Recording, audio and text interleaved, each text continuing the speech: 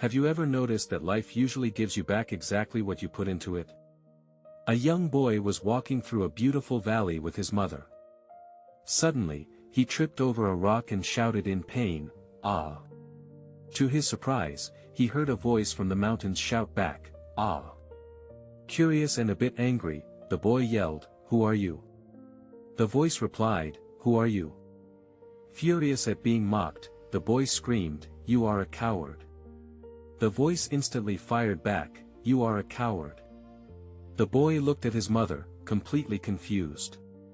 She smiled gently and said, "Watch this, my son." She cupped her hands and yelled into the valley, "I admire you." The voice answered, "I admire you." She yelled, "You are wonderful." The voice echoed, "You are wonderful."